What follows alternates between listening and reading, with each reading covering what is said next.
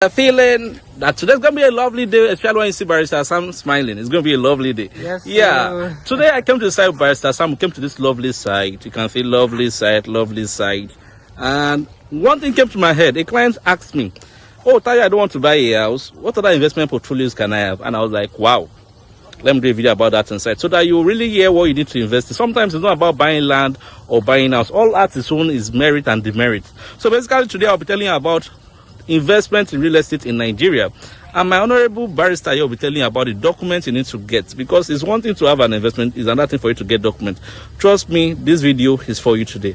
Stay tuned as you watch it. Yeah, again, and I'll be giving you a breakdown of every investment schemes you should know, or every investment you should know as regards real estate. Number one thing you should know is land banking. Land banking is simple and lame term is this: you buying a land in an area that is not developed and you reselling back with a good price in the future.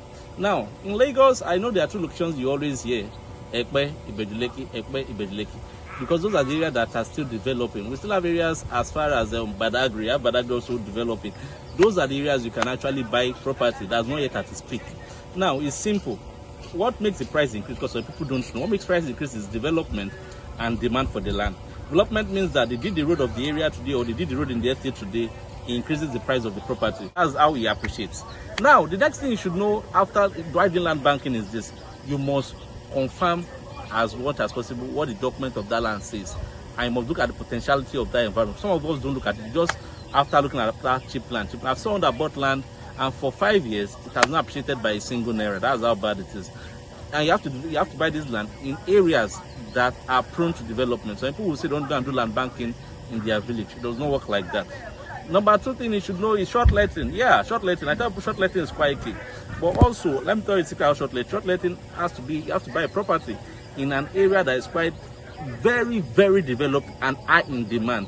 And sometimes I tell people you should be close to commercial and residential properties as well.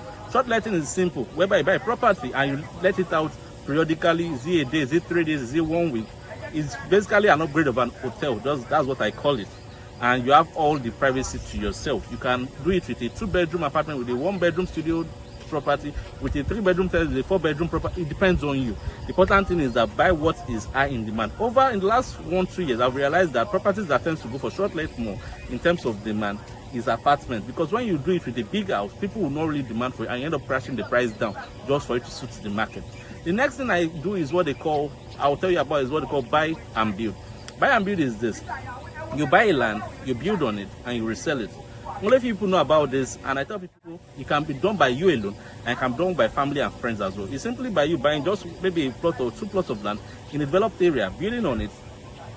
If you don't have the funds, you can even divide it to what they call JV. Okay, let me divert it to what they call JV. JV is almost as if you get your friends or investors to build on that land, you sell, and you split profit. But one thing is important: agreement is very key in this thing.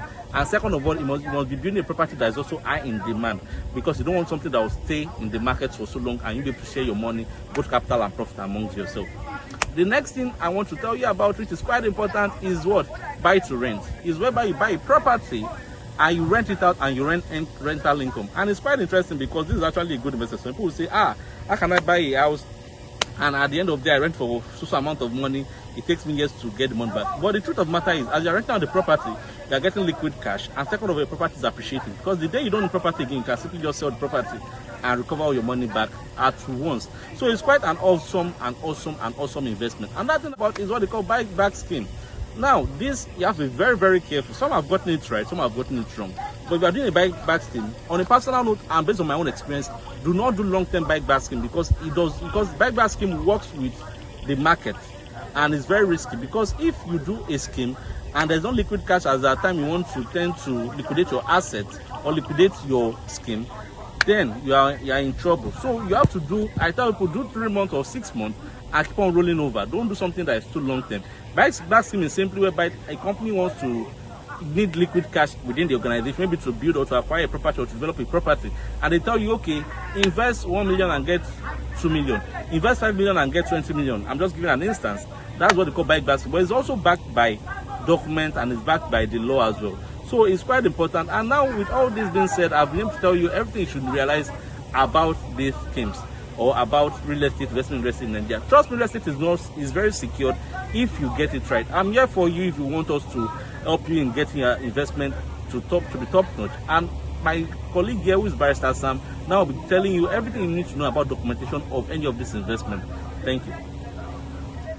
Yes, welcome back. Real estate is good and you just need to invest. If you want to make wealth, if you want to grow wealth, if you want to manage wealth, just use this vehicle called real estate. And so we're talking about real estate investment options, and you've heard a number of things. Now, the fact is, how do you secure this thing? If you are buying a house, maybe you're doing off plan like the Brookfield Park Estate, what you need to request for is what we call the contract of sale. That means if you are not doing outright payments, so you get contract of sale, which evidences the fact that you've paid this amount and you are going to do an installment, let's say for 10 installment or for 12 installment or for 6 installment, as the case may be. So you need to get a contract of sale to evidence that. Now, after you're done with everything, then you get your deed of assignment. Very important. But if you are doing land banking and you want to buy land for investment purpose and then sell at an higher price at a later date, what you need to do is to get a deed of assignment and a survey plan. Those two documents are very important. The survey plan shows the area and the deed of assignment shows that the seller has transferred the ownership to you. So this is very important when you are doing it. Now, if you want to buy an investment property for short let, what you need to do is to get your deed of assignment. So take for example, you are buying 2-bedroom apartment out of the whole apartment. Do is to get your deed of assignment. So take for example, you are buying 2-bedroom apartment out of the whole apartment. What you need to get is a deed of assignment so that you can secure your property. So it belongs to you and then you are the owner of that particular place. Make sure you secure your property today so that you don't blame yourself tomorrow. And don't forget, don't be afraid to invest in real estate. Just get the proper guidance and you'll be fine. Thank you. Bye.